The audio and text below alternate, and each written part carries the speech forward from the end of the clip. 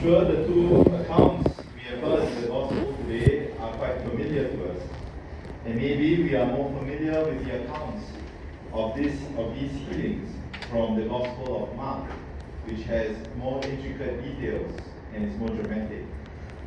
However, to fit Matthew's theological purposes, he leaves out many details and just tells us about how this official comes to seek Jesus' help, but his daughter is already dead. And he actually uses the word touch her and her life will be saved. And so it is also with the hemorrhaging woman that in both situations we see that they want more than just that physical reality, or they're given more than just that physical reality that they were dealing with. Salvation is much more than mere healing.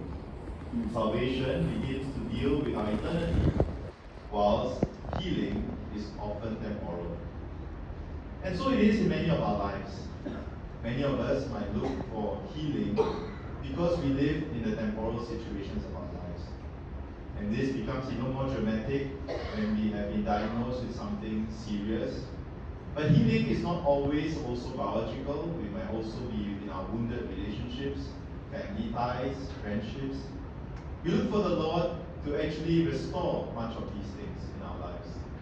But the Lord actually goes beyond just that momentary or temporal realities, because what Jesus is actually interested in each of our lives is our eternal salvation. What does it mean to really live in the salvation that Christ wants to give us? What does salvation look like in our lives?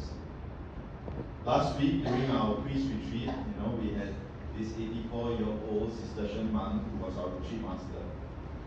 And one of the stories he said that struck me from my own contemplation was that he was telling us the story of one of the church fathers, a monk himself, whose disciple asked him, "How can I be saved?"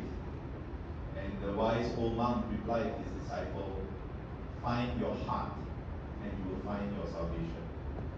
What does it actually mean for us? Maybe today's readings actually have that theme running through. For in the first reading today from the prophet Hosea, God, who truly knows about how his people are adulterous, and that is all of us. It's very easy for us to think that, other people are adulterous, the Jewish people were adulterous. But the reality is all peoples are adulterous.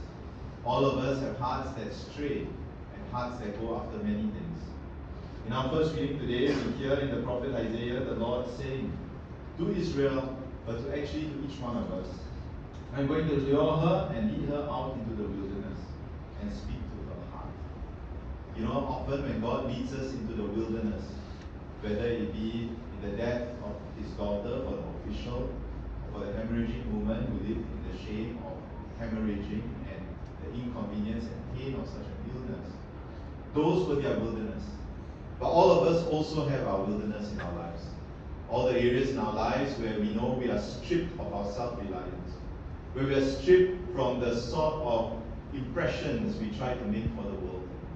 There, where we are brought into the wilderness, we hear God saying he will speak to her heart. And so it is with each one of us. In our own wilderness of our lives, if we truly can enter into that deep conversation in our hearts with the Lord, there, in the depths of our hearts, without our pretensions, without our illusions, without our false religiosity, if we are truly speaking to God from the depths of our hearts, we will experience the depths of salvation. For there, we will encounter the intimacy of God's saving work in each of our lives. So don't curse the wilderness in your lives when it happens. All of us go through it. But the wilderness is where God begins to speak deeply to our hearts. And it is when God enters our hearts and we can speak heart to heart with God, it is there also that salvation begins to happen. Find your heart and you will find your salvation. Don't lose our hearts because we keep trying to live in a world that keeps breaking our hearts. Amen.